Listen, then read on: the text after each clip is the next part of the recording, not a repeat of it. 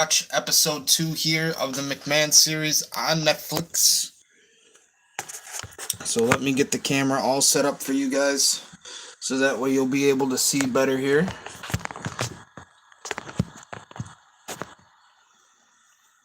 Alright, that doesn't look too bad.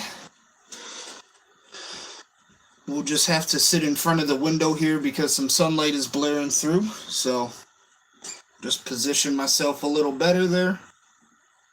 And yeah, everything is looking good. Let's switch over to the live feed here on Twitch so people can actually see what's happening.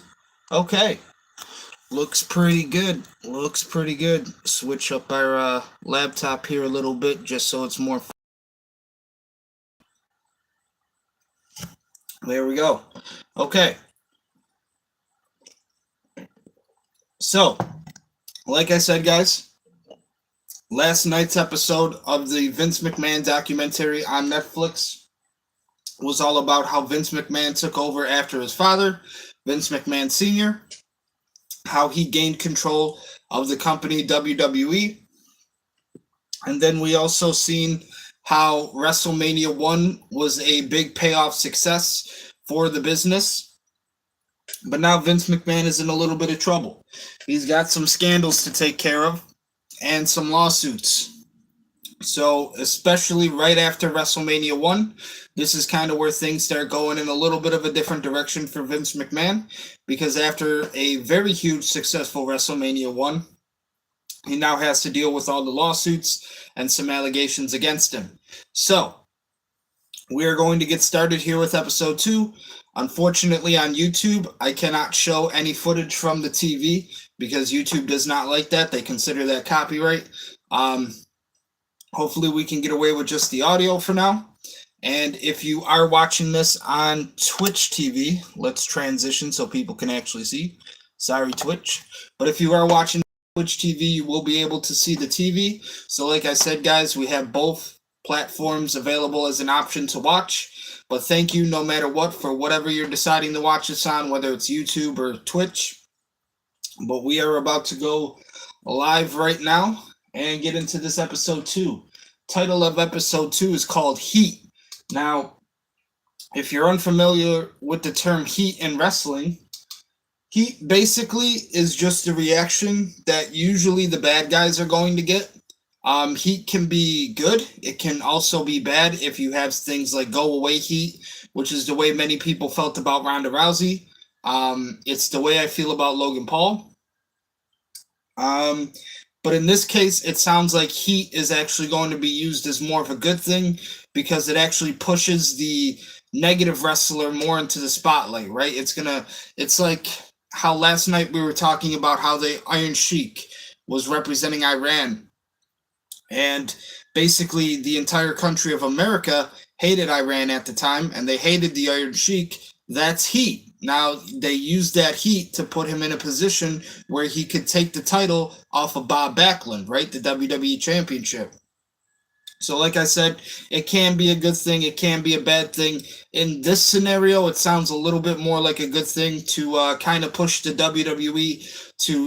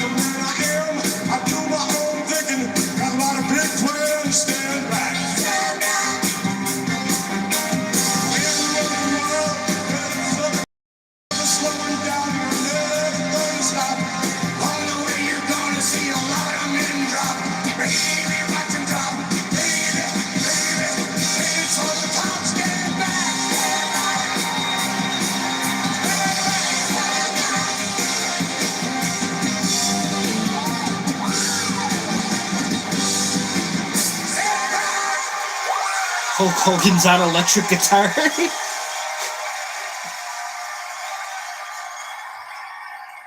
Episode 2, Heat.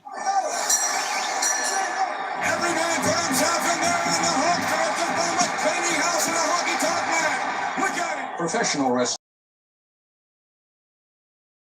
Great arenas to attract a whole new generation of fans. 84 and 85 was a very pivotal year in wrestling. Things were changing rapidly. Around 1984, 1985, things were very much on the go for the WWE company, WWF at the time, obviously. My brother was born in 1985, so he definitely was around during this time, and he definitely was around for the moments where they started finally getting their feet on the ground and taking off running. But what they second-rate arenas is like, it's not like popular arenas like how you would have, let's say, like if the Sabres are playing at KeyBank Center, right? The WWE and the WWF would probably be somewhere like the Bison Stadium, maybe even the Harbor Center, little like smaller arenas, smaller venues that they can kind of pack and sell out those first before they ever get to something like a Staples Center. Or it was actually incredible that, you know, they've been selling out Madison Square Garden for a while. And they do that because of their reputation in New York City and New York State. Like we talked about yesterday with episode 1, how wrestling, when it first started, it was all these territories, right? And the WWF's main territory was in the Northeast. It was around New York State. So once Vince McMahon Jr. comes into business, his goal is to eliminate all the territories, basically buy out all his competition. Now he owns their wrestlers, and they're going to be performing for his company, his business. So he creates a promotion where you only really have 2 options in the 80s if you want to see pro wrestling. You're either going to watch WWF or you're either going to watch WCW at that time. And for many of years, people considered WCW the far superior promotion, the far superior wrestling brand. But it isn't long until after a few successful WrestleManias and the Attitude Era that Vince McMahon can finally showcase his talents and finally kind of take the company in places where it needs to go. But like I said, it's amazing to me how they've been selling out Madison Square Garden in New York City for a while. But after that, you know, any other place that they would have to perform, like in a different city, they would have to kind of go to the smaller venues and try to sell those out first. WrestleMania 1 was very, very successful. Vince was ahead of everyone when it came to understanding how to market and, you know, had the more modern product. And he had the bigger stars. This one-scoring pastime has grown so trendy that NBC will soon begin a regular late-night television program combining rock, comedy, and wrestling. Saturday Night's Main Event was on NBC late night, whenever Saturday Night Live takes a break, and it had a big impact on the perception of the business. That was a real big deal to be on network television. My love, my life, wrestling is on network television. Oh my God. That was crazy. Hogan scoops him up! When you look at pivotal moments in our industry, Saturday Night's Main Event was a huge coup. So WrestleMania is this huge success, and they start doing more TV shows, more live shows. Now they're out there every night touring the country. But you're doing all of this on the backs of the wrestlers who have to work twice as hard to make the business grow. Now we're talking a little bit about Saturday Night's Main Event here. Obviously, Vince McMahon and Bruce Pritchard just where they could secure more live events, more primetime television. So they came up with the idea for Saturday Night's Main Event, which would be on the air after Saturday Night Live, another popular show here in America. But for me, I always loved Saturday Night Live. Well, I'll say this. I loved Saturday Night Live when they had all the big actors. Adam Sandler, But Saturday night's main event was always very interesting to me. I always loved the idea of primetime Saturday wrestling. So I've always loved Saturday night's main event. They haven't done it in more recent years. It's kind of become a little bit of a back end in a way, but I still am behind the idea of it. I think it would be harder to do it now because obviously when WWE does do their PLEs, their pay-per-views as we know them from my era, they decide to host them now more on Saturdays, which I never really liked. I liked when it was actually back on Sundays for the PLEs and the pay-per-views. But could you get away with doing a Saturday night's main event today? Maybe, maybe not. I think the times have definitely changed in a way to where, you know, you have college football on every Saturday, so people are going to be kind of watching that a little bit more. It tries to get it done with Collision, but I would imagine that the ratings for Collision aren't anywhere near something like a Dynamite or a Rampage. But like I said, I used to love Saturday night's main event. I liked the idea behind it, how it was Saturday night primetime wrestling. And it was cool that they had a little bit of a spot, too, after Saturday Night Live here in America. We wrestled 7 days a week. I don't know if people knew that or not. We had no time off. It was 7 days a week, 52 weeks a year. And so it's pretty hard grind. I just wish they'd give me just a few more days off. They could have been better at managing the schedule, especially in the late 80s when it was just a disaster.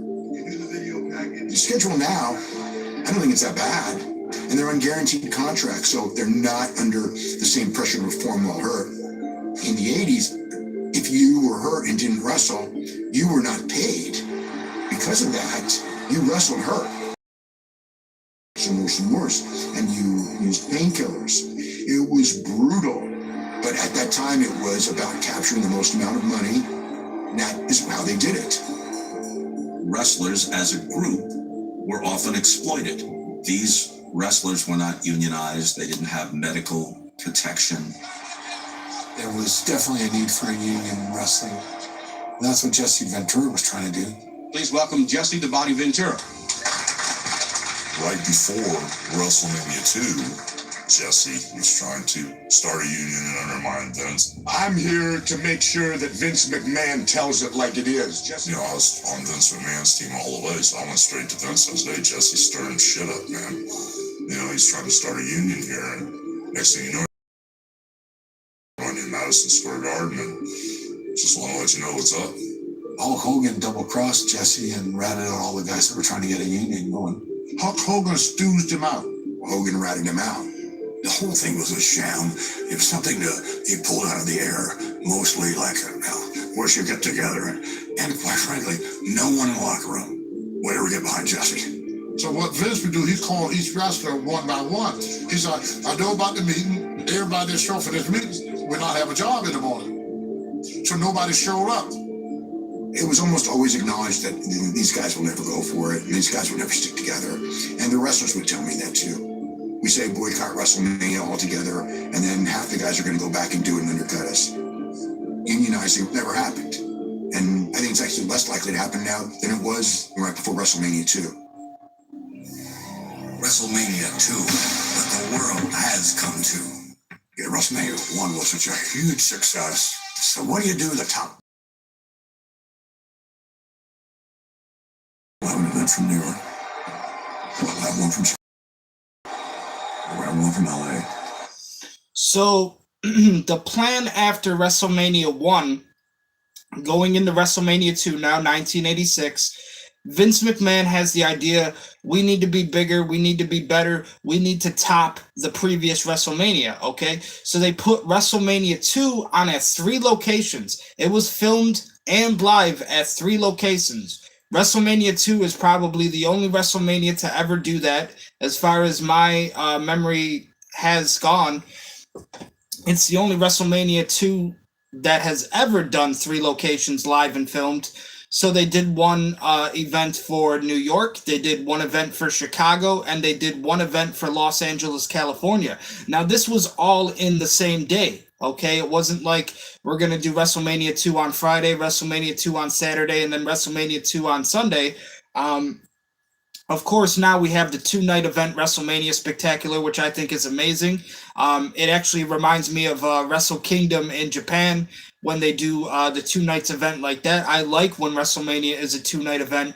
But for WrestleMania 2, they wanted to make it bigger and better than WrestleMania 1. So their idea was to film it at 3 locations live, okay? And they would have one location being New York, their star for the Northeast. The next one in Chicago, which is also a pretty big wrestling state.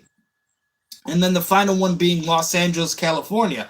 Obviously, Hollywood, you're going to get some good publicity, get some good popularity if you're performing in Hollywood, California.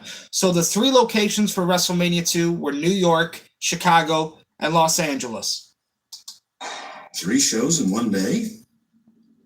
Okay, it's kind of impressive. 3 shows in one day. 2 and the 3 cities, that was a disaster.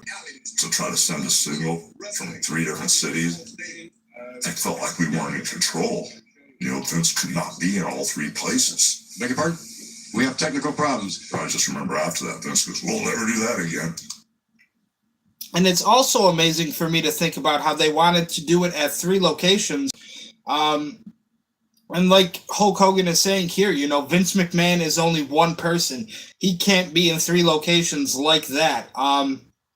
And it's even interesting when you think about how WrestleMania 2 was in New York, Chicago, and Los Angeles, but the WWF and WWE headquarters now, modern day, is located in Connecticut. So I don't think there's actually been a WrestleMania in Connecticut. Don't quote me on that. Maybe it's happened earlier in the years, but I do know that the headquarters is in Connecticut. Obviously, Connecticut is more close to New York, so maybe that's kind of their way of doing that. But Vince McMahon could not be in 3 places at once.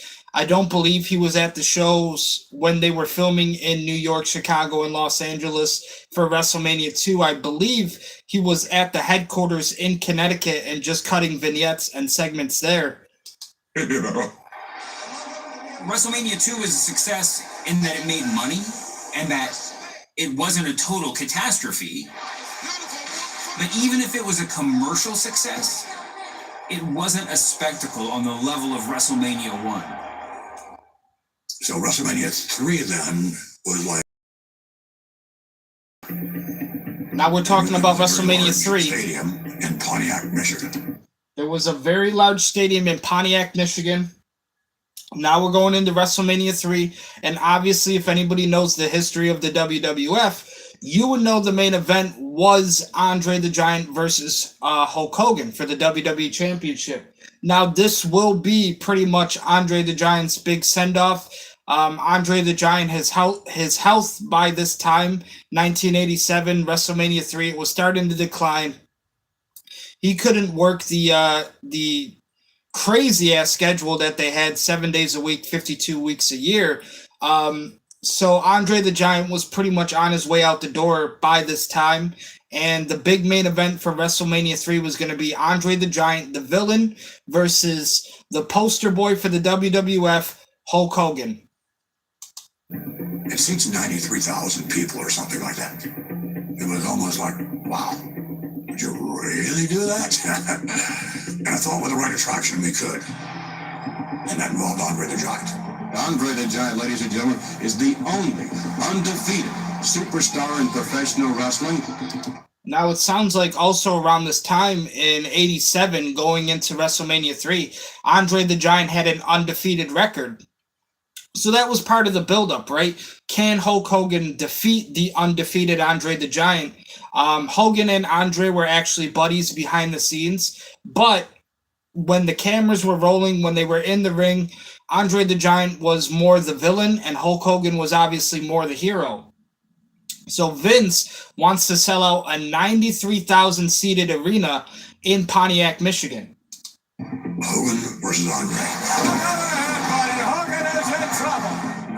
Even though they had met many times in the past, in order to sell tickets, we would sell it as if they had never met.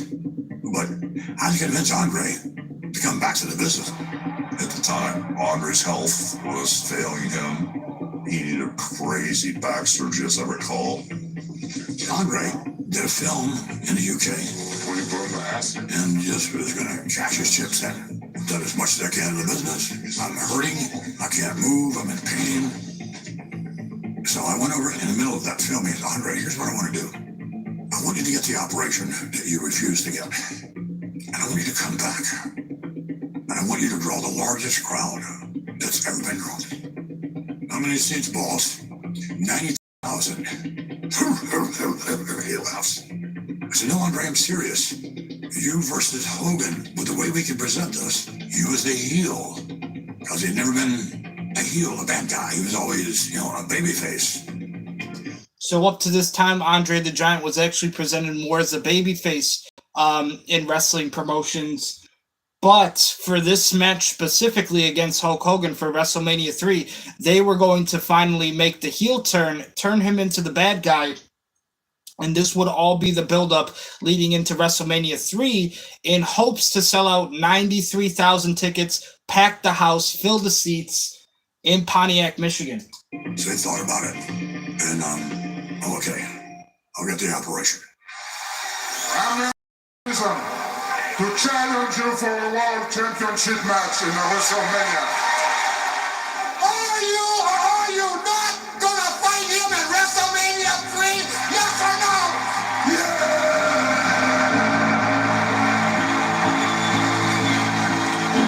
It's such a huge promotion. They're talking about it not only here, but all over the world. Heavyweight champion Hulk Hogan to defend his crown against challenger Andre the Giant. So great is the Lord that WrestleMania 3 will draw the largest audience ever to witness an indoor sporting or entertainment event in the history of the world. We sold 93,000 seats. Now, I don't even think the teams from Pontiac, Michigan at the time could sell out a house like that, especially the way that WWF did it. I mean, like they said, they promoted it as one of the biggest events to happen at wrestling at the time, which it was. And then they filled the house. They sold out the arena, 93,000 people. And it was the largest WrestleMania at the time. And not only that, but just one of the largest sporting events in history. People going to Pontiac, Michigan to see Andre the Giant versus Hulk Hogan. We're expecting fans from France, Germany, Africa, South America, the Orient, all over the world. And this is probably one of the first times, too, where fans from all over the world came to Pontiac, Michigan just to see this WrestleMania exclusively, right? They just stated how fans from Germany, South Africa, South America, all over were coming to just view Andre the Giant versus Hulk Hogan in the main event for WrestleMania 3. Ladies and gentlemen, welcome.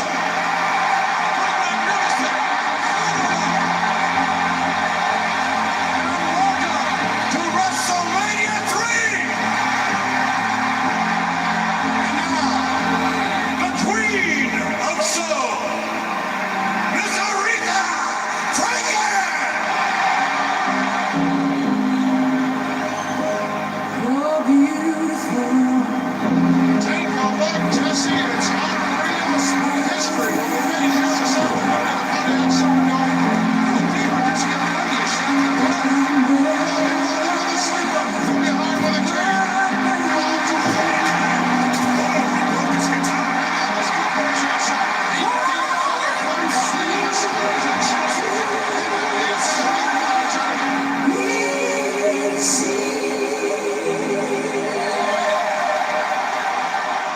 There were a lot of great attractions underneath this huge main event.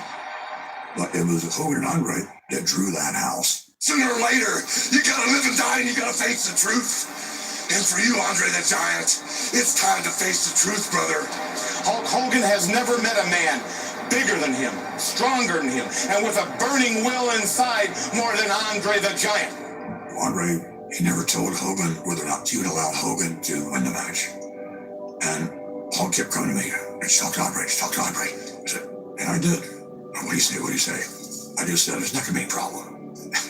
You couldn't force him to do anything. Come on. He's a giant. I sat in the locker room with Andre. I was saying, hey, boss, any idea what we're doing out there? So again, ladies and gentlemen, this is kind of the late 80s now, 1987 for WrestleMania 3. But it's still kind of Wild West times for the WWF, obviously modern day WWE.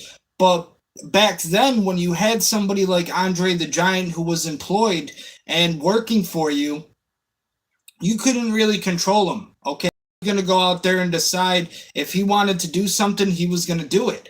And this main event for WrestleMania 3 had a lot of pressure on Hogan because he didn't know what the outcome of the match would be. Obviously, Vince McMahon comes up with the decision again, who's gonna win, who's gonna lose.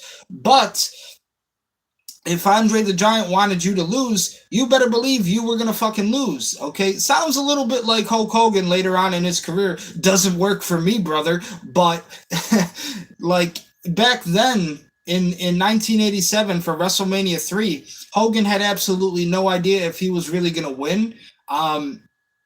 Obviously, Vince McMahon decided that Hulk Hogan would win, and then obviously that made back to Andre the Giant. But going into the match, he didn't know if Andre the Giant was really going to take the pinfall and you know, take the loss. But don't worry. I got a hold of Vince and said, what's going to happen? What am I doing out there? Am I winning or losing? He goes, Andre will do the right thing, don't worry. What does that mean? This is the main event evening. He weighs 520 pounds. I think, though, you know, behind the scenes, I think in Andre's psyche, he was definitely realizing that his career was coming to an end. Obviously, personally, he knows more than anybody how his health was and how much it was failing. So I think he just kind of knew that this was going to be the coup de grace. This was going to be the last hurrah. And what a way to do it other than put over one of your best friends in the business, Hulk Hogan, which he did. He did take the loss at WrestleMania 3. But I think behind the scenes, you know, Andre, he was very much a character who could make you believe, you know, one thing and then do another. Obviously, if he wanted to win the match, he could have did that too. But I just think he obviously had more realization for he was on the way out and he was going to cash his chips in, like they said. And his health just wasn't there anymore, right, to be the face of the company, to also continue to wrestle the insane schedule, 7 days a week, 52 weeks a year. I think Andre the Giant just kind of realized that it was time to go. Andre the Giant. And now his opponent, Hulk Hogan. I walked out to the Silverdome.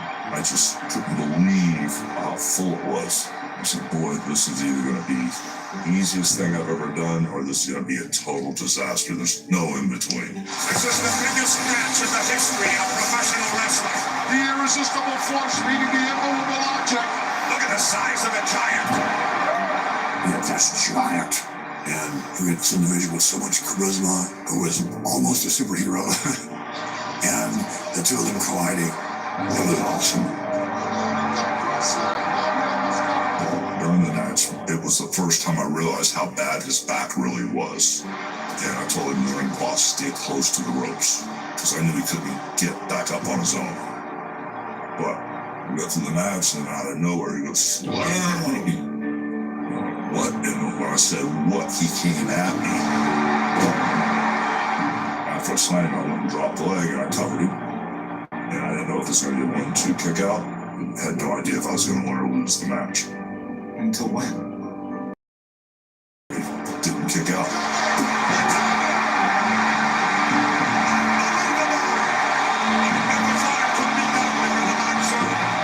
That moment in time is just something very, very special. World Wrestling Federation Heavyweight Hulk Hogan.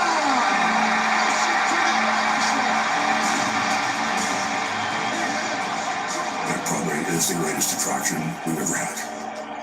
So for WrestleMania 1, Madison Square Garden, the first WrestleMania event ever done in New York City, was a success. It was a huge success, enough of a success that they did WrestleMania 2 live from 3 locations. First time ever, I believe the only time that it's ever been done. WrestleMania 1, Madison Square Garden. WrestleMania 2, New York, Chicago, and Los Angeles. Only and ever time it's been in 3 events at the same time, or 3 locations at the same time. And then WrestleMania 3, another huge success for the company. 93,000 tickets sold, 93,000 people in the house, and they absolutely love the outcome where Hulk Hogan finally defeated Andre the Giant. That's something I'm very, very proud of today. WrestleMania 3 is a key part of the WWE and Vince McMahon mythology and story of wrestling. You know, that Andre the Giant passed the torch to Hogan. The reality is Hogan was already a bigger star than Andre before that match ever happened. Andre had never lost. This is the first time in 15 years Andre the Giant had ever been defeated. Nah, Andre lost. And they show him getting eliminated from Battle Royals.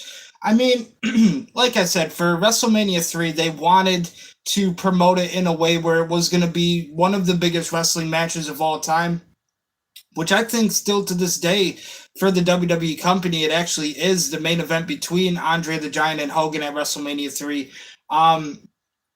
But at the same time, they had to tell the story in a way where they could actually sell 93,000 tickets. So obviously back then they didn't have all of the history accountants that they would today, how you can just go back, see what happened, and make note of that. Back then, if people didn't see Andre lose, then it wasn't such a widely known thing, right? It wasn't something that the fans could all just go back and see and watch happen. You most likely had to be there to see it actually happen. But I do disagree with the didn't pass the torch to Hogan, because here's the thing, like Andre, like we're saying, Andre could have easily just decided to win the match. Hogan may have been a bigger star. He may have been the poster boy for the WWF. But like I've said, Andre kind of realized where his career was at that time and where his health was especially. So I do believe that he did pass the torch to Hulk Hogan that night. Because after that, Andre the Giant's wrestling career was pretty much over. And that's what that means, is, you know, when you pass the torch to somebody, you kind of want them to carry on tradition. You want them to be the next star of the company. And how could you say that Andre the Giant wasn't a star if he helped Hulk Hogan especially sell out that arena at Pontiac, Michigan with 93,000 tickets?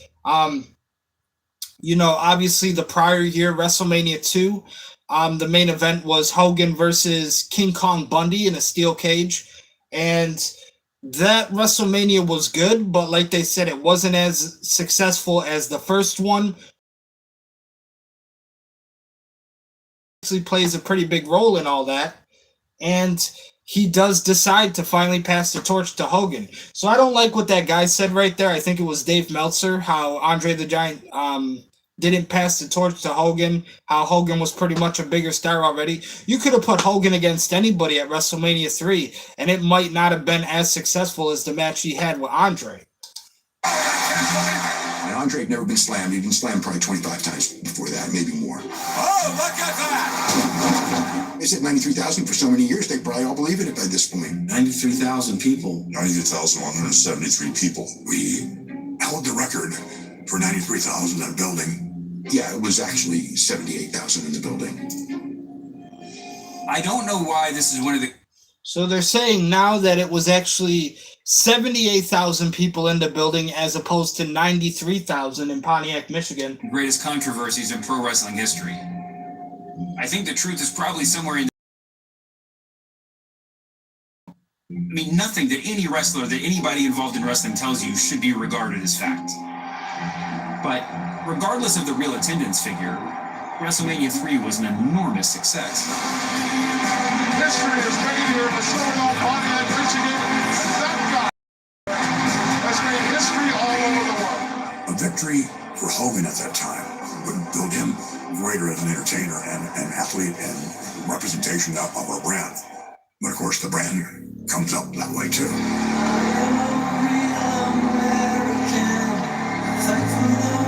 WrestleMania 3 changed the business and it launched me into superstar status.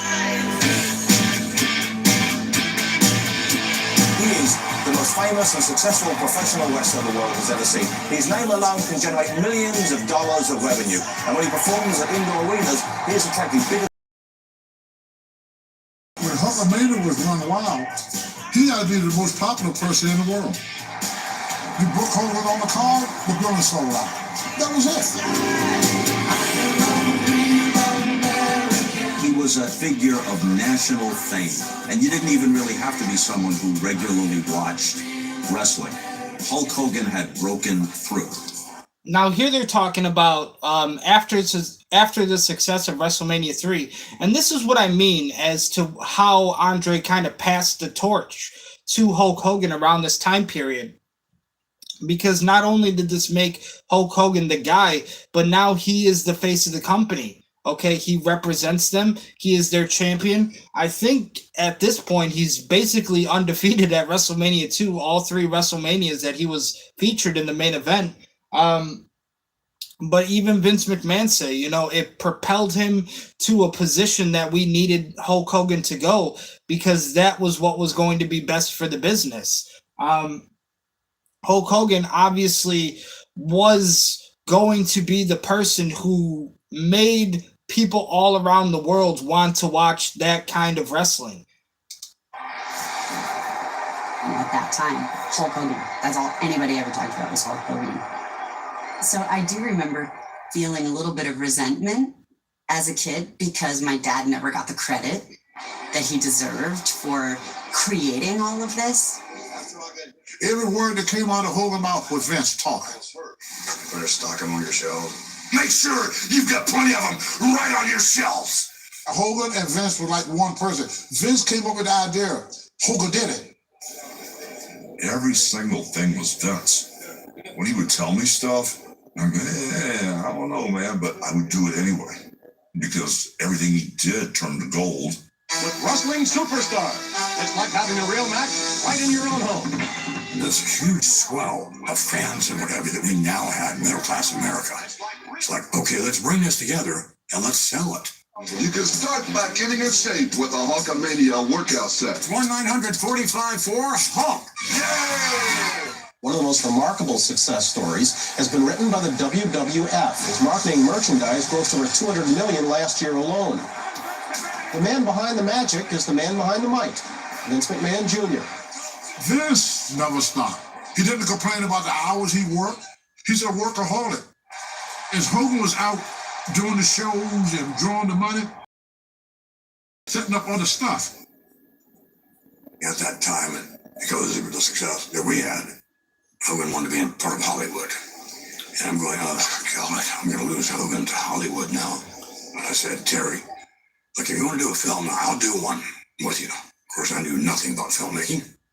So Terry and I decided, well, all right, then we'll go write a movie. It was basically Vince and I spending 2.5 days in a hotel room writing the whole script. Now, obviously, when Hulk Hogan actually decided to kind of test his luck in Hollywood and start making movies, we've seen this happen with many wrestlers who have followed in Hogan's footsteps. Obviously, The Rock was probably the next big one after him, and John Cena, so on and so forth. And as I said on episode 1-2, pretty much, I consider John Cena our modern day version of Hulk Hogan. He was my generation's version of Hulk Hogan, John Cena. But this is kind of the start of the WWE studios and WWE filmmaking. It all began with the success of Hulk Hogan. And, because Hogan was so successful, they got to be able to do stuff like put him in movies and start making movies with him. I remember watching a little bit of Hogan's movies, but like I said, I was more the John Cena generation. So I was there for John Cena's first ever movie that he did, The Marine. That came out in 2006. I actually got to watch it around my birthday, which, is actually going to be coming up in a month here. So it's kind of interesting that we're talking about it now. But when I got to go see the John Cena movie, The Marine, we actually got hit with what was known as the October storm here in Buffalo, New York. It was a storm, a winter blizzard that absolutely knocked everything out of its fucking core. Kids were out of school for weeks. Power lines were down. People couldn't travel. Shit like that.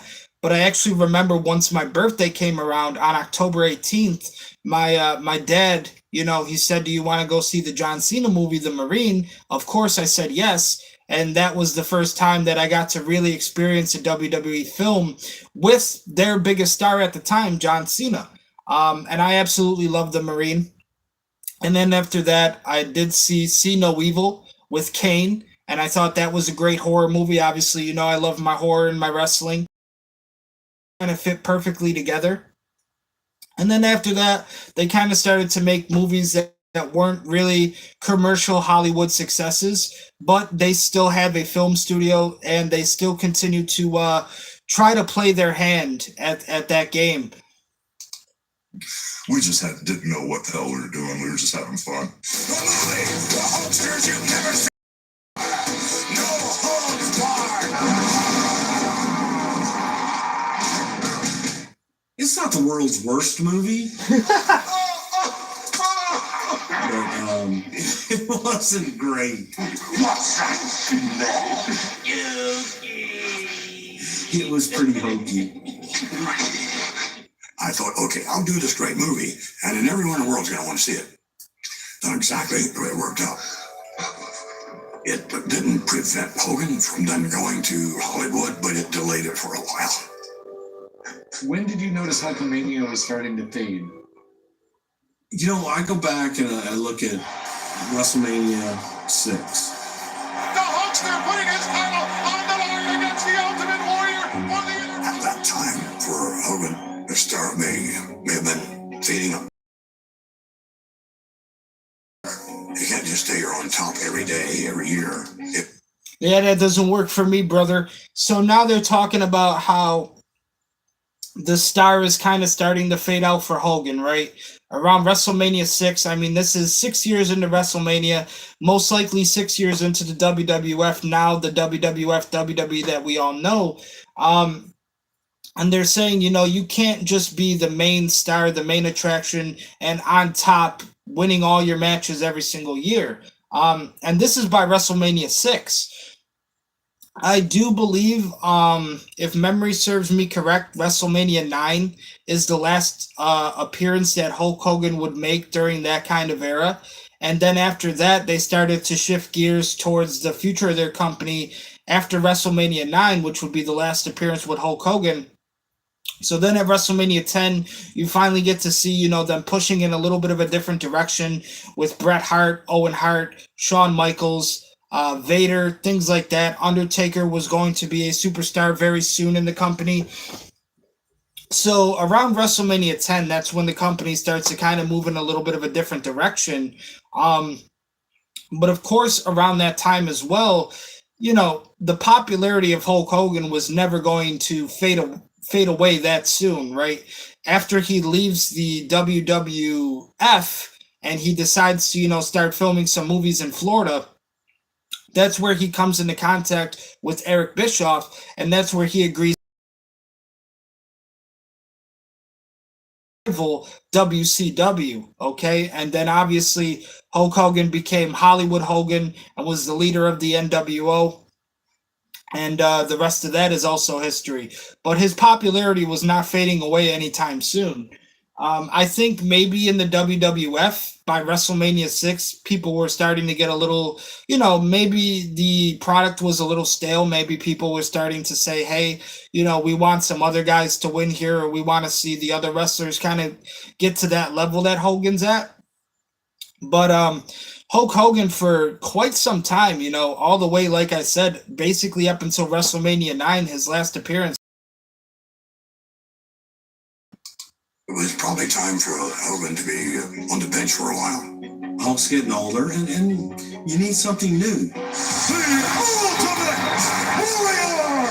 And Warrior had a groundswell of popularity. Listen to the ovation for the Ultimate Warrior! The Ultimate Warrior was built better than me, and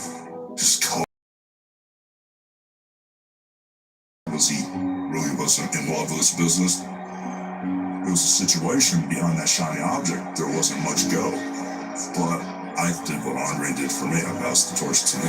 He's impervious to those moves. Unbelievable. Hogan has never had anyone do that.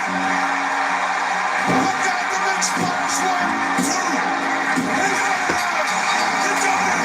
1, 2. So WrestleMania 6 in the main event, Ultimate Warrior defeats Hogan to become the first ever Intercontinental and WWE champion in the same night.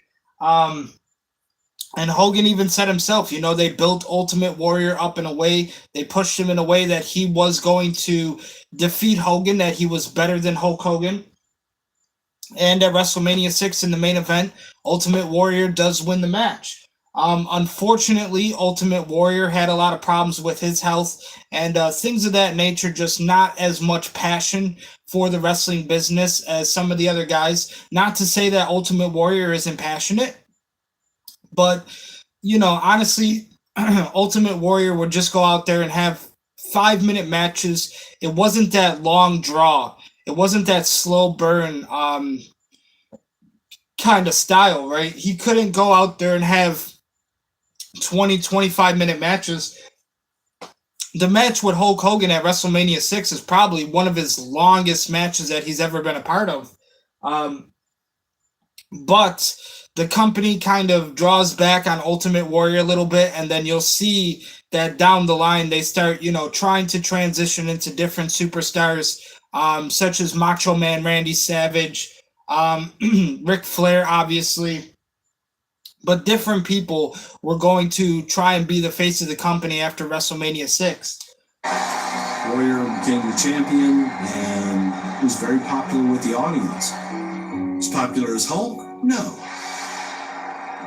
As time went on, Warrior wasn't all who we had hoped he would be, and he was not a popular person backstage.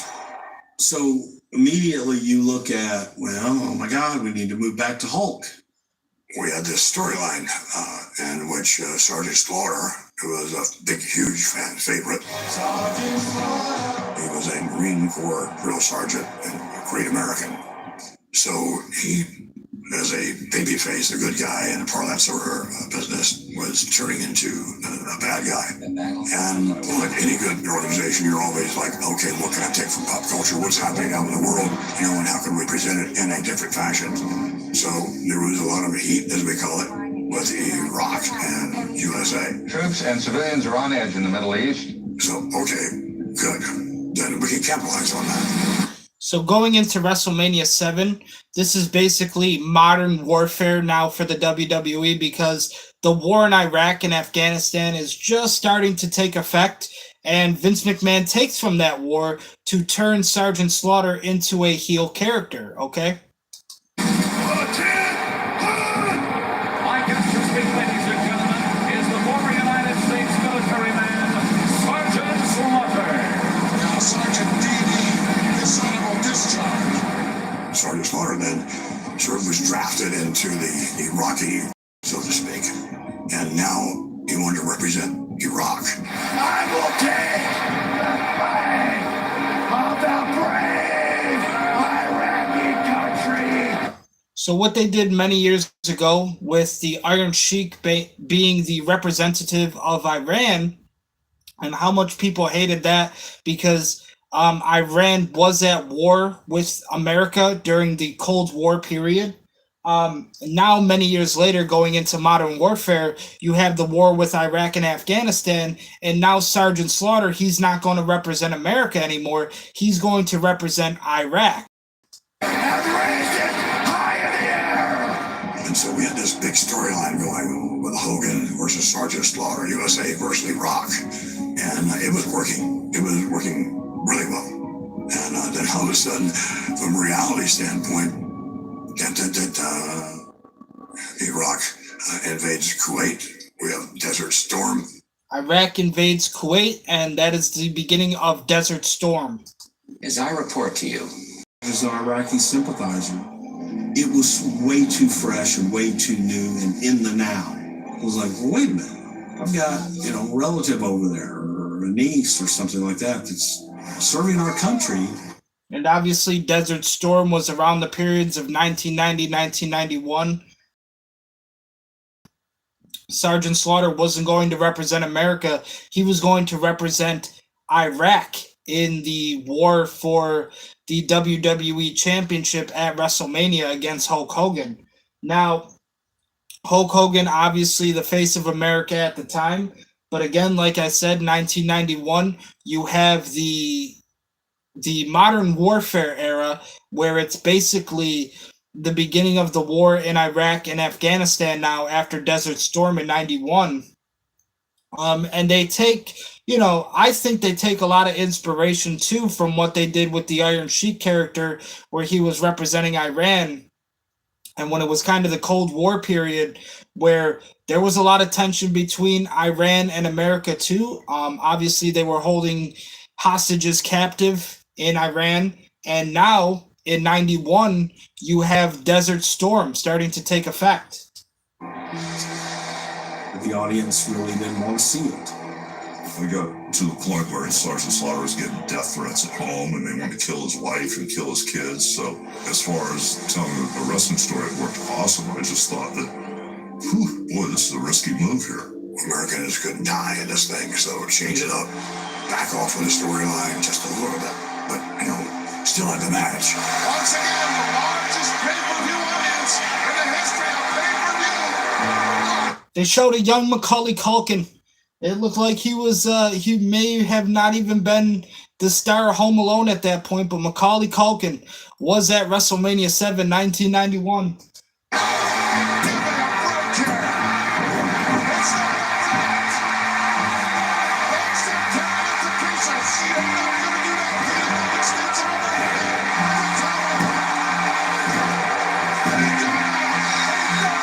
At the end of the day, the Great American won.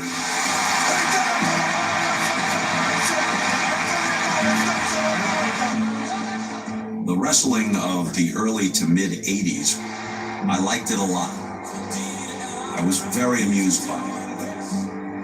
But it took a nastier turn somewhere down the line.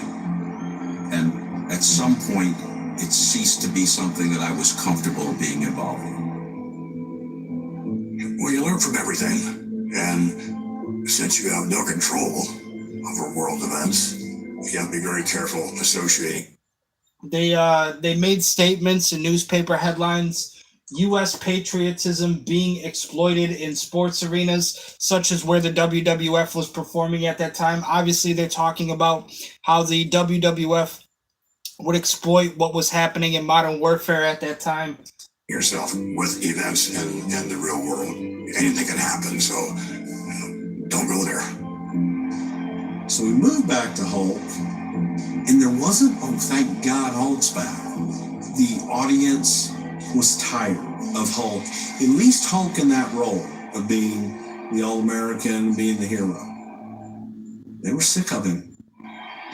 And on top of that, there started being the whispers of the Dr. Zahorian trial and the whispers of all this other stuff.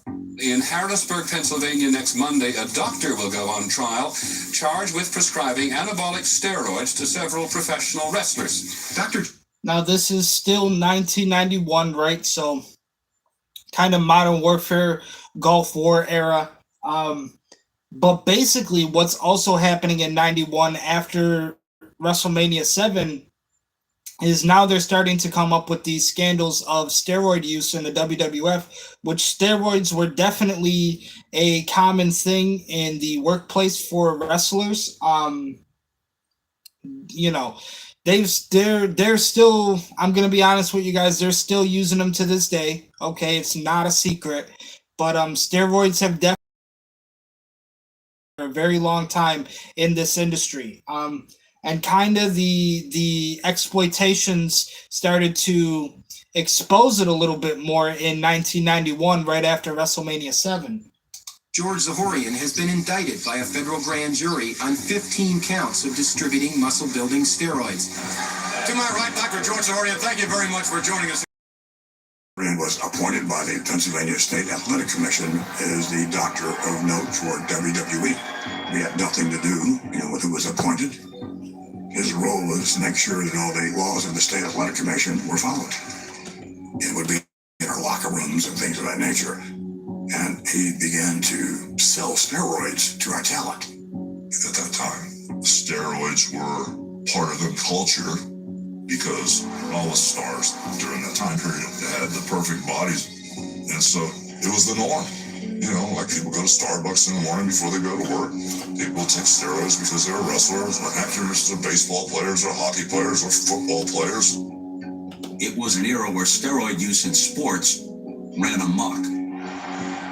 If you just looked at the wrestlers themselves, they went from, a burly guy who could plausibly be introduced as having come off his grandpa's farm in Iowa, built his muscles from hoisting bales of hay, to these guys who were like cyborgs. Now, I do just want to add to this statement that they're talking about with the steroid use in professional wrestling, especially during this era, modern warfare, Gulf War kind of era, against Iraq and Afghanistan.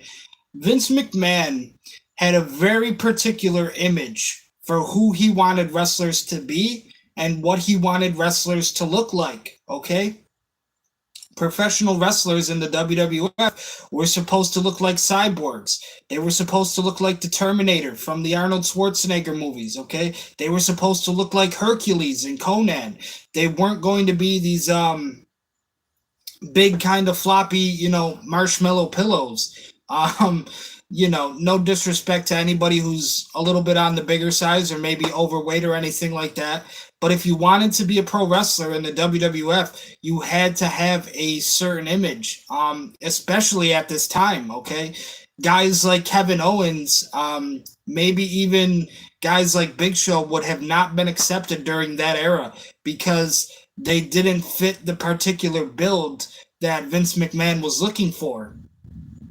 Now, obviously, later down the line, that's going to change. Obviously, Big Show, Kevin Owens, and even some, there's been huskier guys. Like, I always liked Bam Bam Bigelow, Vader.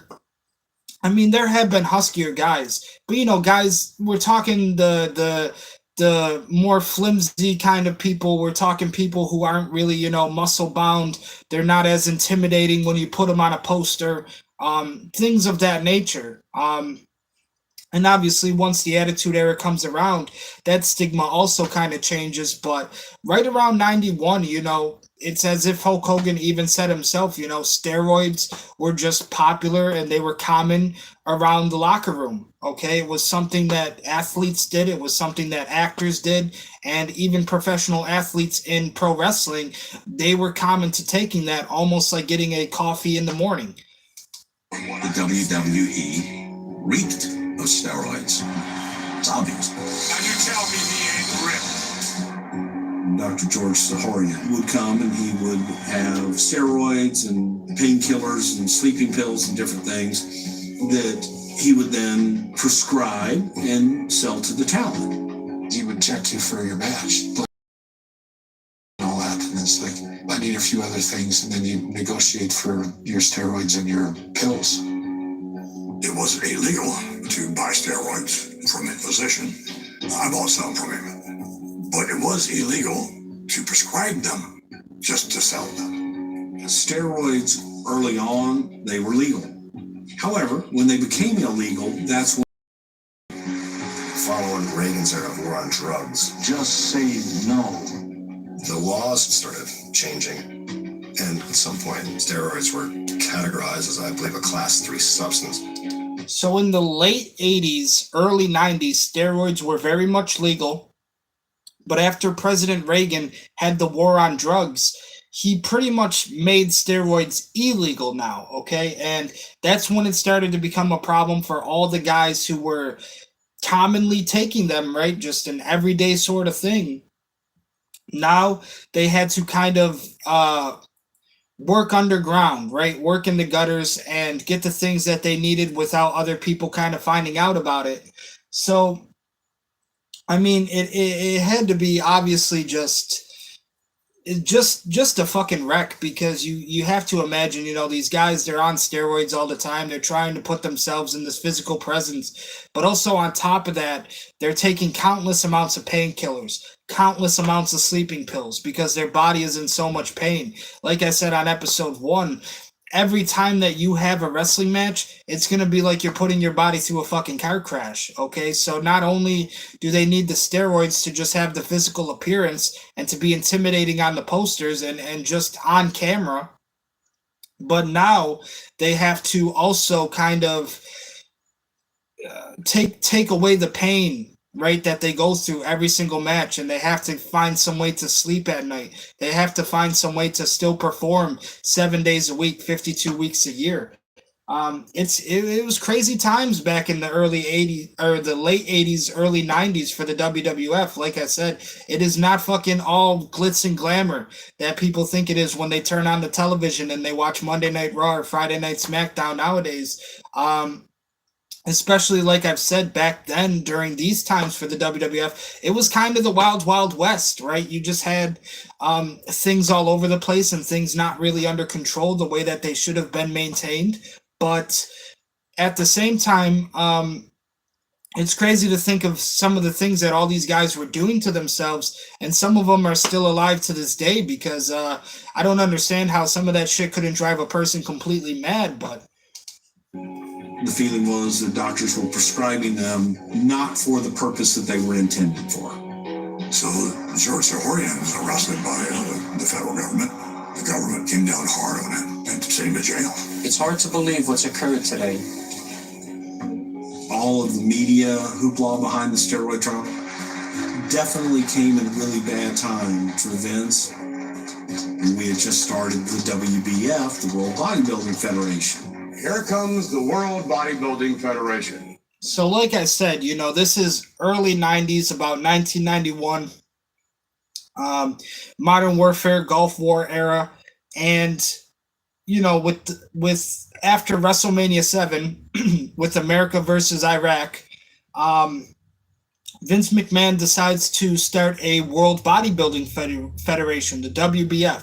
So like I said, you had to kind of fit a particular bill. You had to fit a certain build to actually get the attention of Vince McMahon around this time, okay? He didn't want the huskier, kind of chunkier guys, the pillows. He wanted, intimidating Terminators, fucking just cyborg-like robots out there, okay? He wanted people that looked like they were just doing nothing but eating vitamins and lifting weights at the gym. And like I said, that was for wrestling at that time, where you had to have a certain image just to be accepted in that kind of business.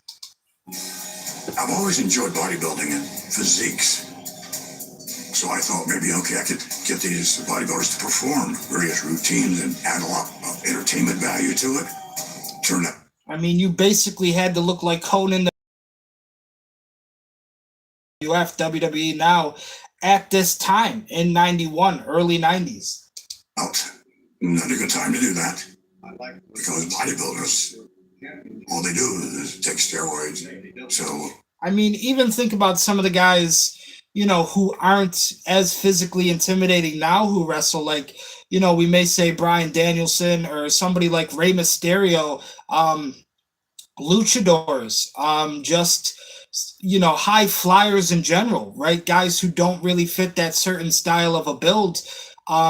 As wrestling moves along and as the product changes, that's when they start to implement more certain different aspects of wrestling, right? Where you start to incorporate the luchador style, the Japanese style, the high flyers. But high flyers are not the biggest guys in the ring, okay? Their job is to jump off the ropes and make it look pretty, have safe landings. Somebody even like Jeff Hardy, not to say that Jeff Hardy isn't physically toned, or even just the Hardy Boys in general, phenomenal, amazing tag team for the WWE. But were they the biggest guys in the ring? Absolutely not. Compare the Road Warriors, compare people like Animal and Hawk. their physical presence to somebody like the Hardys, and it's night and day, right? You have the one style where it's that muscle kind of grit and just straight up strength, and then the Hardy Boys are more high flyers, and they're known for their extreme stunts. So wrestling does change down the line and down the years. But like I said, in the early 90s, you had to have a physical presence. Okay, you had to have a certain kind of style of work ethic and gym ethic, and you basically had to be camera ready. So what does that mean? You have to look like you're eating vitamins and lifting weights all the fucking time at the gym. The writing's on the wall. This is not going to work. So you want, let's fold this. At that time, there was a lot of heat. There was a lot of heat. And this isn't the first thing that's filled for Vince McMahon, right? Obviously, he tried to start his own football league, right? The XFL. The XFL is actually still around. I believe The Rock is also a co-owner of that. But the World Bodybuilding Federation and the XFL were both things that failed for Vince McMahon outside of pro wrestling. And I felt like, boy, I'm getting hit from all sides. Most of us think of professional wrestling as harmless entertainment and Hulk Hogan as the king of the ring. But was there a sinister side to his success? Dr. Zahorian testified he had treated Hulk Hogan for a serious steroid abuse problem. After the Zahorian trial, Vince ended up being pressured by the media to start steroid testing. When you see this symbol, you can be assured of drug-free sports entertainment that you and your entire family can be proud of. I held the press conferences that, hey, look, I took steroids. I'm not anymore. And we're going to establish protocols and procedures to make certain that none of our performers do either. The World Wrestling Federation will be the standard bearer for drug-free sports and entertainment. The same day, Hulk Hogan went on the Arsenio Hall show. Your name came up recently when a doctor got himself into trouble. Have you heard about this? Oh, yeah, I've heard about it. I remember talking with Vince about going on Arsenio Hall, and he thought it was a really bad idea. My suggestion to him is to come clean. That's not what happened. I'm not a steroid abuser, and I do not use steroids. It's like, oh, God, please. Just tell the truth. It's so much easier. Hulk Hogan went on the show and he told everybody that he only took steroids 3 times. He lied like a dog. I myself injected him personally. I injected Hogan with steroids many times. I self-destructed my own self. That was one of the worst decisions I ever made, was not listening to Vince. When you do stuff like that and don't tell the truth, then it's an open door for people to come get you. And unfortunately, we were caught in the crosshairs in that as well.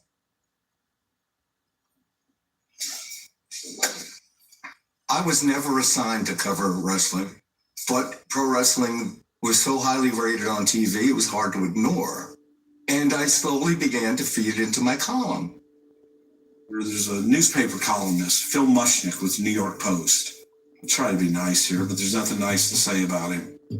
He seemed to be on a vendetta against the company, and Vince in particular. Phil Mushnick was digging for anything he'd possibly dig for. I don't know why his vendetta still does against our company, against our form of entertainment. Against me, I don't know why. Because he's a dirtbag. What Vince had by running wrestling is that it's wrestling. So the real reporters, for the most part, it's wrestling. We don't want to waste our time covering it. And Phil Mushnick was the one guy to cover it, and he wrote very, very strongly against Vince. Stronger than I would write. Back then, no one had seen anything written critical of pro wrestling in mainstream media. And when I first wrote this stuff, my mailbox was stuffed with messages, and they essentially all read the same. You don't know the half of it. You don't know how truly bad it is within the ring and within the locker rooms.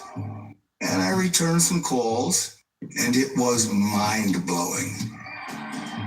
As wrestling becomes more popular, naturally people are interested in the stories of what's going on behind the scenes.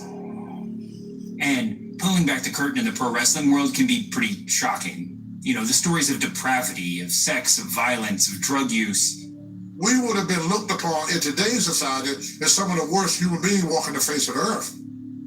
I mean, we abused the hell out of women. All of us did. You know, they were like a tool for us.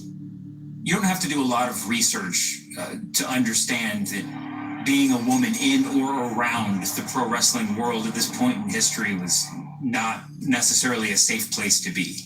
So now it seems like they're steering away from the steroid conversation a bit, and they're going into the more abuse of women at this time in professional wrestling.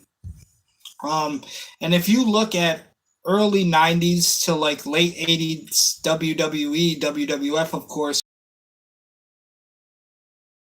if you had female talent, if you had, I can't call them wrestlers because they weren't really wrestling at that time, but if you had female talent in the locker room, they were most likely man Randy Savage. Sunny, of course, obviously became popular female talents at that time for WWF, and even she was mistreated and just abused, and she was the most popular woman in wrestling at that time. So it is unfortunate to hear those. Obviously, when the Attitude Era comes around, they start trying to add more attention to the women's matches and turning them back into wrestlers again. But you have to understand, ladies and gentlemen, in the early 90s, especially late 80s, there wasn't really much female wrestling happening. Okay, they weren't considered wrestlers. If they contract and if they were working with the WWF, they were most likely managers of some sort. Okay, and even then, like I said, the most popular female that you had on your roster at that time for the WWF, Sunny, was also mistreated and abused by a lot of the male talent in the locker room, a lot of her co-workers. It's just unfortunate when you have to hear those kind of stories. I hear some horrible stuff about women's in wrestling. Horrible. With us now, ladies and gentlemen, Superfly, Jimmy Snuka. For example, the Jimmy Snuka thing, when that girl got killed. In 1983, Jimmy Snuka was the most popular wrestler in the company at the time. Something happened in a hotel room in Allentown, Pennsylvania. His girlfriend hit her head and died. The forensic pathologist who investigated thought it was a homicide, but at the time, no charges were ever filed. Superfly, Jimmy Snuka. And was the power of Vince involved in that? I think that Vince had a hand in making it go away. I mean, exactly what? I don't know. And hell, brother, it's gonna be hot. Hot, brother. And even a high flyer at the time for WWE in this period, somebody like Superfly Jimmy Snuka, a guy who would constantly jump off the ropes and, test his limits of his high flying abilities. Even he was fucking jacked, right? Even he had to probably be on steroids and just have this sort of image to kind of get by in the locker room and to also be on camera and be on television. Here, obviously, they're talking about more of the abuse towards the women. So we're steering away from the steroid conversation a little bit here. But it appears that Jimmy Snuka was in a little bit of a problem to where his girlfriend at the time was killed. And there were some rumors, was it somebody else or was it Jimmy Superfly Snuka? No doubt. At this point, most fans know about these sort of darker stories about pro wrestling. And Phil Mushnick was one of the first people to really bring this out into the public space. Phil Mushnick was vigilant against Vince. He had told me once, and he said, I've got a story, and the day I write it, they may have to close the doors the next day. Allegations of sexual harassment by top officials. This growing scandal could put wrestling down for the count. So much going on at the time, and one accusation is that someone from our organization was coming on to someone on the ring crew. The Ring Boy scandal began with a fellow named Mel Phillips.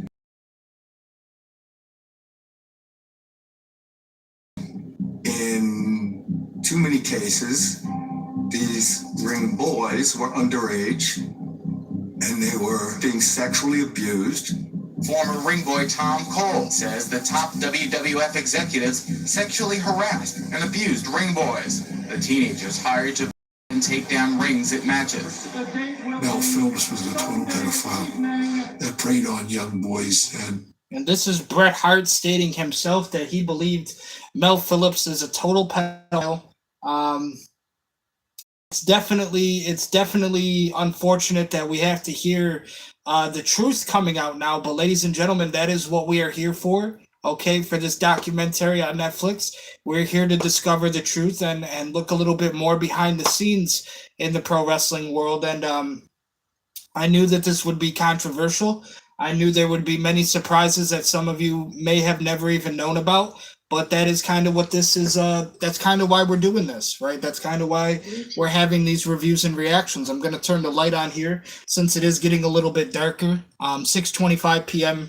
right here in Buffalo, New York.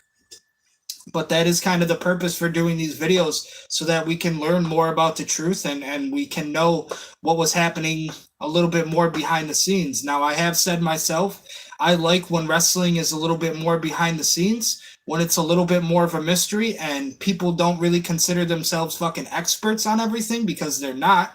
They've never had a contract with WWE like that.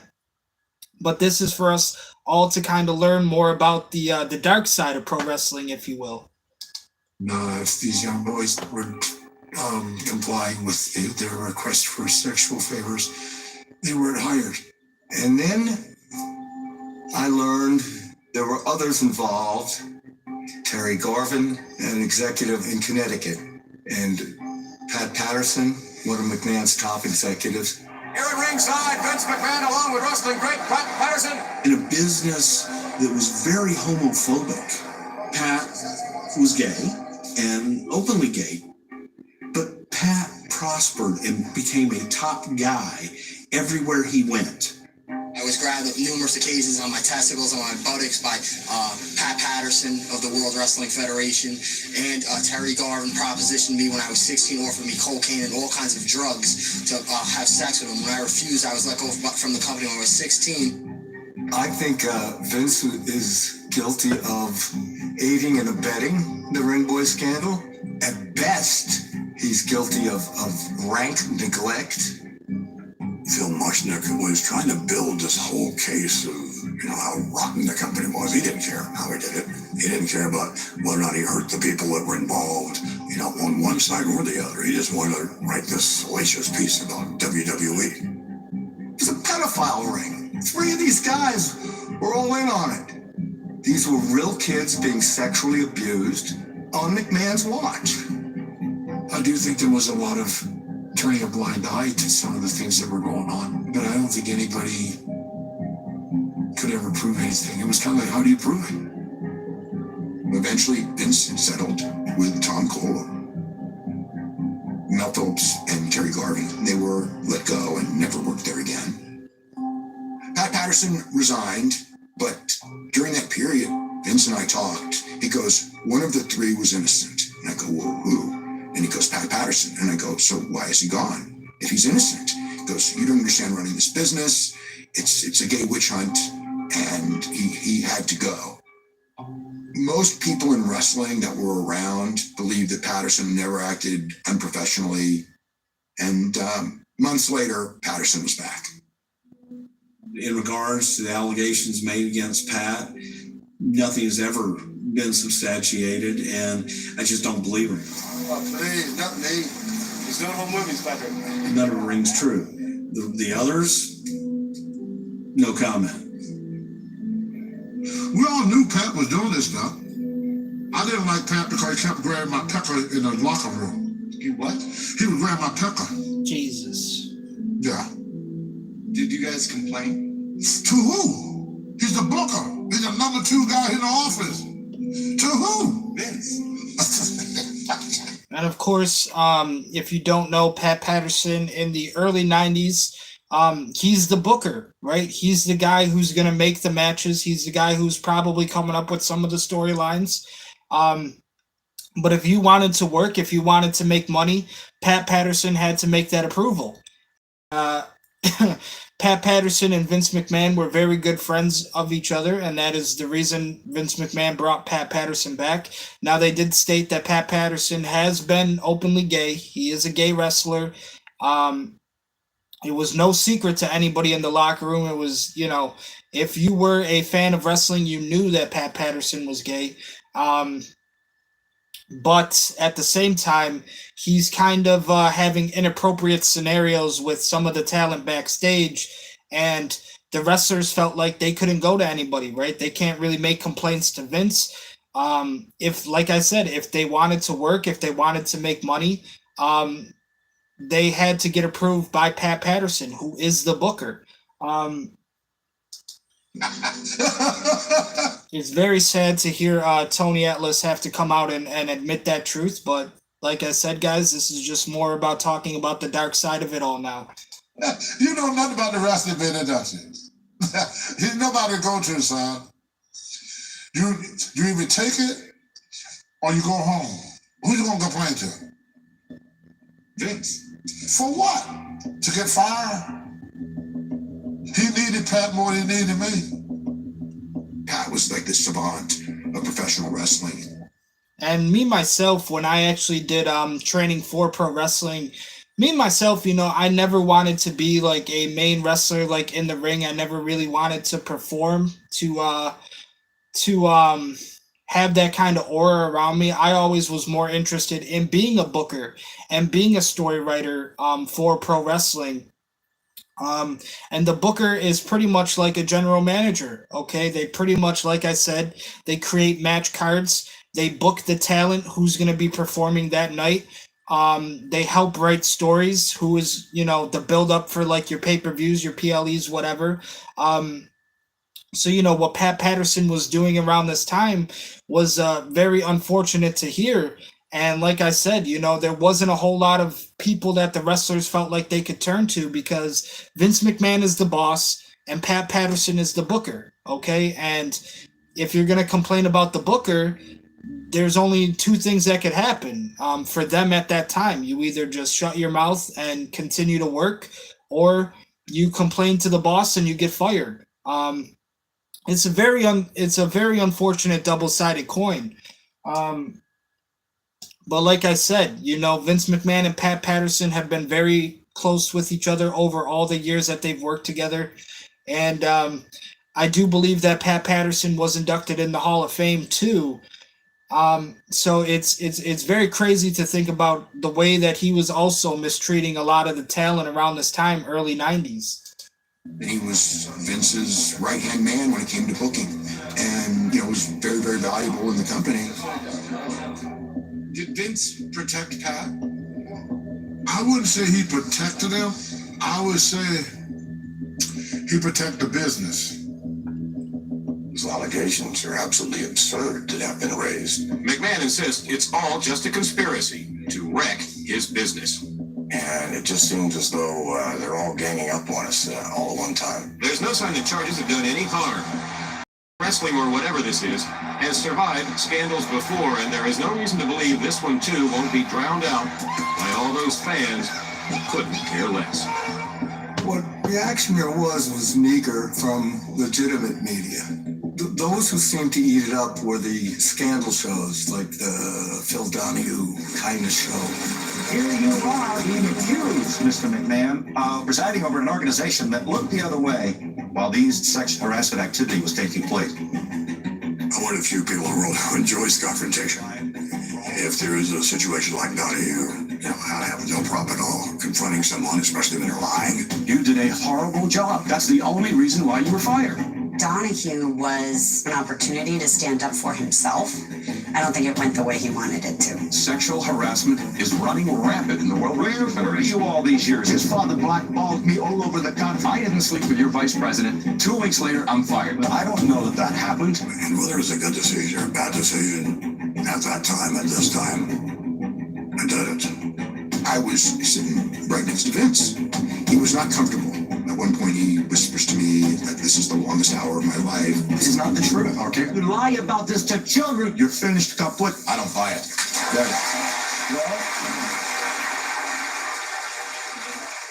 I think that this was one point in his life that everything was kind of coming down at once. There was a bit of frustration in what he couldn't control. Oh my gosh, there were so many scandals going on with who was dating who was sleeping with who. Do you remember any of those?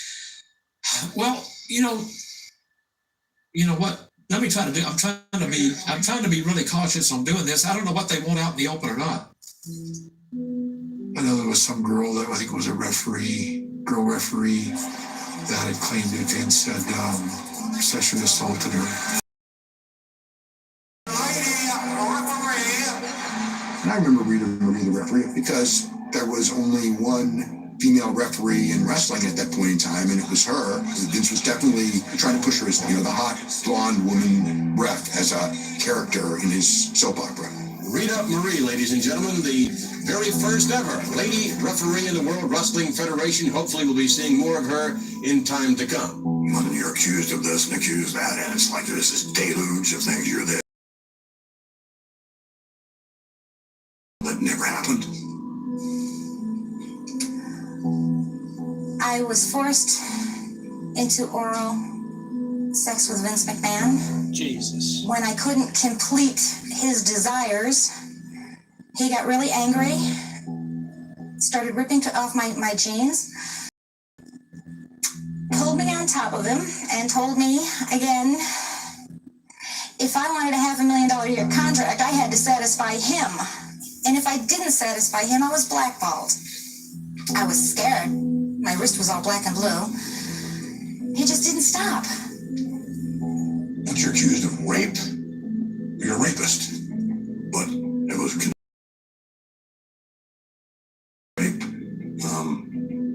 The statute of limitations had run out. So, it's all kind of crap like that people are digging up and trying to find something on you. Vince did sue her over it, and he sued Geraldo Rivera, but the general public, I think they just thought that it was all sleazy. People looked.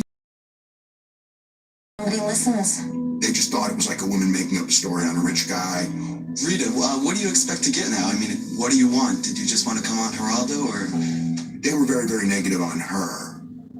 It just didn't resonate with a public that it should have resonated with. This was the biggest guy in cable TV. Nobody wanted to look a little deeper. They really didn't want to look. They didn't want to know. Most newspapers ran away from it or wouldn't touch it because it's wrestling, it's beneath us. But Phil was not dissuaded by Vince at all. He kept going and going.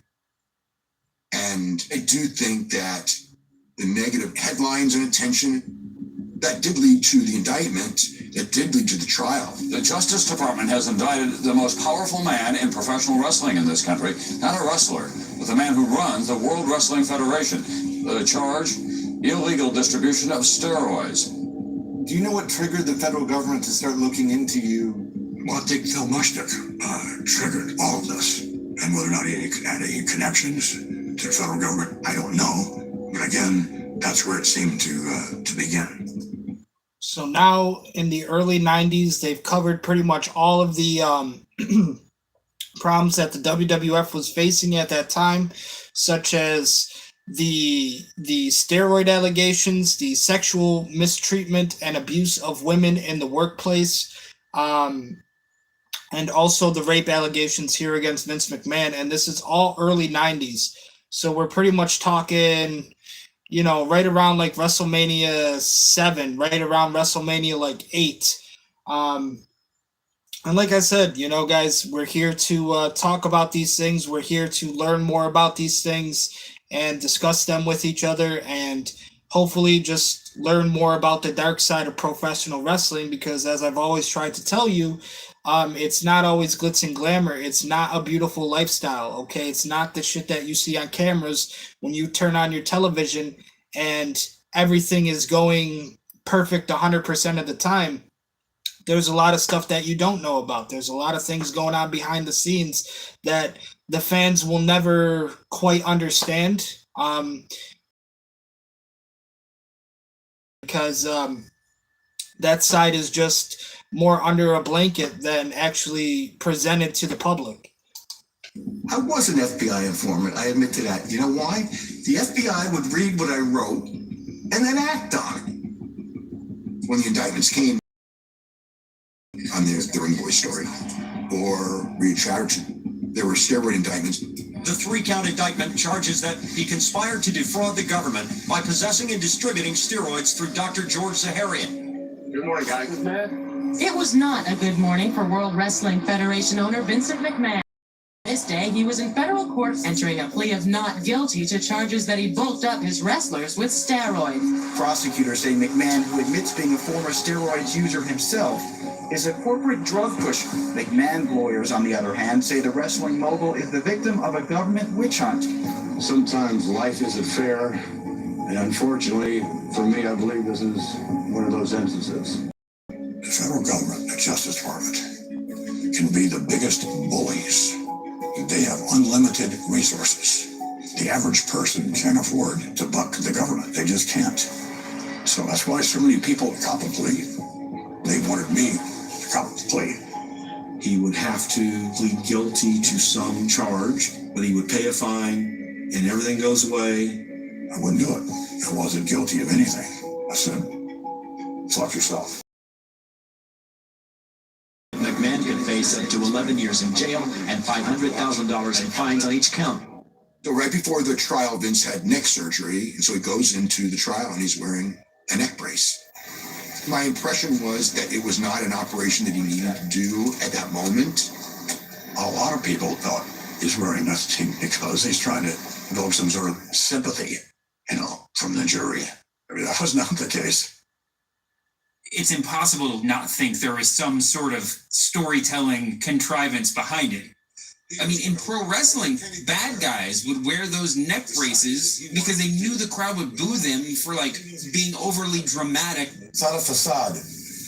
I'm not well. With Vince, everything is a show. Even in the midst of this very serious trial. I mean, there's a lot at stake here. It was a tense time. If that would have been a problem for us, and they would be off the air. During that time, there was a lot of turbulence. And instead of people cheering me nonstop, I hear a couple boos here, instead of we love Hulk Hogan or Hulk May live forever, I see a sign up that said, hey, did you take your shot today? And so I didn't feel like I was in control of the crowds anymore. And that's when I told Vince I needed to go. It was not an easy conversation. Whether or not this is your last match, I'd like to say that on behalf of all of us, your Hulkamaniacs, thank you for the memories and thank you for Hulkamania. Thank you. I don't think people fully appreciate how dire things were looking. All the scandals were all piled on at the same time. And it was a great opportunity for our competition to make a move. At that time, Ted Turner, who owned WCW, he was my biggest competitor. I've been involved with the wrestling business since we started televising it back in, I think, 73. Ted Turner is one of the pioneers of cable television. Obviously founded TV networks like CNN, TBS, TNT. So now it sounds like we're going to talk about a little bit of the rivalry between WWF, obviously now WWE, and their rival, their enemy, WCW, World Championship Wrestling, which was owned by Ted Turner. Okay? And Ted Turner owned CNN, TNT, and TBS. Now, in modern day, we do still have wrestling on Ted Turner Broadcasting. We have All Elite Wrestling, which is on TNT and TBS, which is kind of like a modern day version of WCW, okay? The same thing that WCW did back in the day on TNT and TBS. All Elite Wrestling, AEW, has a deal with Ted Turner Broadcasting and TNT and TBS happening right now. So it's very much like the WWF still has their rival in Ted Turner, obviously WWE versus AEW. And he was one of the first people to broadcast professional wrestling nationwide. We were the number 2 wrestling promotion in the world. Good. But this is talking more about the early days of WCW, especially at this time, how they were considered to be number 2, but moving forward, they would definitely outshine and outrank the WWE in a lot of the stories, a lot of the events moving forward. Okay, as I've said to you guys, if you watched my Who Killed WCW series, it got to a point in WWE where the product was feeling really stale. They weren't doing a lot of things creatively that interested the wrestling audiences. WCW started to take away a lot of the momentum from the WWF, and they started to do better. Okay, they started to get a lot of their former employees like Hulk Hogan, Macho Man, Lex Luger, many former employees for the WWF. Obviously, Scott Hall, Razor Ramon, and Kevin Nash, Big Diesel. But this is right now talking about the early days of WCW. And there's about 8 minutes left in the episode, it looks like. So we're almost done here, guys. Good morning, America, and welcome to WCW. We might as well have been number 202. That's the distance between WWE and WCW. The type of programming, the content that WCW was producing prior to me being hired as executive producer was just a really bad imitation of what WWE was successful at. There was no vision, there was no strategy, there was just throwing things up against the wall and hoping something would work as long as it looked something like what WWE was doing. I had been following the steroid trials and all the controversy and everything that went on as a result of that. I was very well aware that Hulk had left WWE and was going to pursue television and movies. Coincidentally, I was down at Disney MGM Studios shooting my show for WCW, while Hulk Hogan was at Disney MGM Studios shooting a show called Thunder in Paradise. Here comes Eric Bischoff wandering over to the set, and he said, "We really would love to have you, consider coming back to filming the TV series, even if part-time." Let's talk. Let's talk. I was not happy with the acting and being locked up in a trailer most of the day. Just wasn't me. Hulk was torn because he loved wrestling. He missed it. But he also had 2 very, very young kids at home. And it was really important to him to not be on the road 300 days a year. And WCW provided Hulk an opportunity to do both. The nature of our contract was you may have a total of 30 appearances a year as opposed to 300. Ted Turner was given these guarantees. We're going to give you $1 million a year. How many days do you work? Well, how many days do you want to work? I want to work 100 days. Okay, you got it. Where WWE, I know when we were there, it was 7 days a week, 52 weeks a year. I just looked at it as, wow, I have this amazing opportunity. I'm going to put my salesman hat on. I'm going to get this guy to join WCW. When I left and I had the meeting with Vince, and it was a real emotional meeting, I actually told Vince, I will never run against you, because that was a concern. You said, I'm going to go off to movies and do things like that, but I do want my release. But you're not going to compete. I can do it. No, absolutely not. So it was one of those things where I gave him his release, and next thing you know, these were the other guys. WCW is about to dominate the globe in professional wrestling. Now, this is 1994. Obviously, WrestleMania, I believe, 10 at the time of 94. So Hulk Hogan is gone. He's out of the WWF. He wanted to pursue acting in television and movies, which he did. But while he was filming in Florida, Eric Bischoff and WCW were also in Florida. That's where they went up to him and presented the offer. And they pretty much, gave Hulk Hogan exactly what he wanted. They asked him, what do you want your contract to be? What do you want it to look like?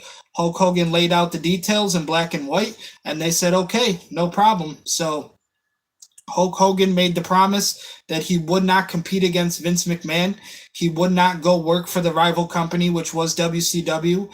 But in an internal battle, Hulk Hogan wanted to wrestle again. He wanted to continue to pursue his wrestling career. Obviously, in the WWF, he wasn't very popular after WrestleMania 9 because people were starting to look negatively at him for steroid use. They started to just grow tired of Hulk Hogan being the main attraction every WrestleMania, every main event. So he was on a fine line, right? He had to walk away from the WWF, and I'm kind of positive that he didn't really want to, but he decides to go work for the enemy and the rival promotion, which is WCW, and Vince McMahon is absolutely backstabbed by that.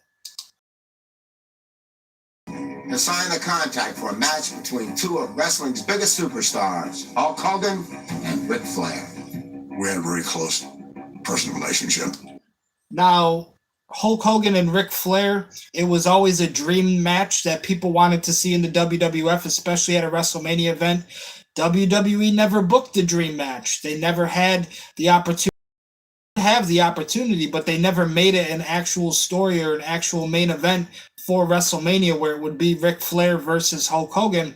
What is one of the first things that WCW does when they acquire both of those superstars? They make a match between Ric Flair versus Hulk Hogan. And took him and, of course, made a huge star out of him. And then from there he decides he wants to flip to rock competition and no longer be associated with you. So, sure, emotionally, it hurt. It broke my heart. Yeah. Hulk Hogan's defection to WCW, right there in the middle of a trial, that was an enormous slap in the face. Even to this day, that was taboo in my book. Vince viewed Hulk as a lifer, but Hulk was offered a better deal with Ted Turner, offered guaranteed money with Ted Turner. Money talks, as the expression goes, I guess. Hulk's looking at it also like, man, I don't know that Vince is going to be there after the trial. I don't know if there's even going to be a company there to work for. It's another day in court for World Wrestling Federation founder Vince McMahon. Vince McMahon is charged with conspiring to beef up his brawny wrestlers with anabolic steroids. This case should go on for several days, and interest is expected to peak when a pro wrestler by the name of Terry Bollea testifies. Of course, he goes by the name of Hulk Hogan. Wrestling insiders say that Hogan is the government's star witness and testified against McMahon at his trial in May. After I left the WWF, the government wanted me to be their star witness. I was told that if I didn't say what they wanted to hear, the target of the investigation would be directed to me and I might do 17 years. Hogan didn't want to testify against Vince. They forced him to. They basically had something on Hogan and they wanted Vince, and so Hogan had to. The conviction rate in cases like that was very, very high. So at that point, it was like, God, the odds are look against Vince. I think a lot of the stuff in there is evidence of what I believed all along is kind of proven to be true. I was there for 2 weeks, and I could tell that Vince was just scared to death. Vince was in serious problems at that point. I truly believe in the law of the jungle. Something's weakened, then you want to pound on it, you want to kill it. So at that time, it was coming from everywhere. Now, how could it possibly stand up to that and hold up? Law of the jungle. I get it. I was granted immunity, and I said, well, cool, I got it. I know what I want to say.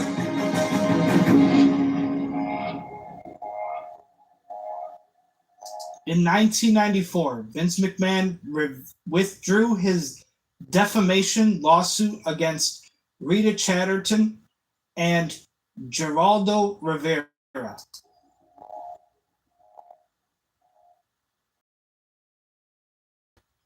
In 2023, during a temporary lift of the statute of limitations for alleged victims of sexual offenses in New York State, McMahon paid a multi-million-dollar settlement to Chatterton. So in 1994, Vince McMahon withdrew his defamation lawsuit against Rita Chatterton in 2023, almost, I mean, what, fucking 04, almost like 30 years later. During a temporary lift of the statute of limitations for alleged victims of sexual offenses in New York State, McMahon paid a multi-million-dollar settlement to Chatterton.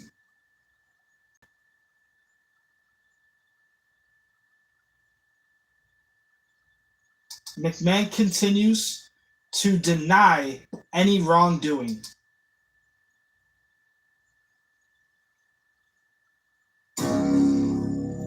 Okay. And that is going to be episode 2. So most likely tomorrow, when we come back for episode 3, we'll get more into it. Only a 6-episode series for now, guys. So we're basically halfway through the series here on Netflix with Mr. McMahon. Thank you, everybody, for watching tonight. Thank you for being here with me. And just trying to find out more of the truth of the dark side of pro wrestling, and especially the WWF around these eras. Thank you once again for being here with me. Currently, I'm in Buffalo, New York. So maybe in like another hour, around like 8 p.m., 8:30, we'll go live again, and we'll do some last drive-in with Joe Bob tonight. But thank you once again, guys, for being here.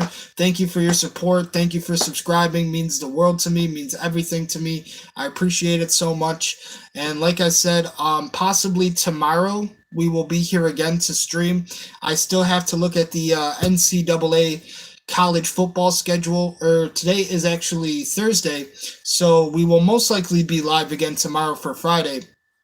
Not sure yet about Saturday and Sunday. I know the Bills are actually playing the Ravens Sunday, so we will probably have to skip streams on that night. But thank you once again, guys, for being here. It means so much to me to have your viewership, to have your support, and we will see you on the next stream, which will most likely be tomorrow for Friday. So thank you for watching. Peace. And thank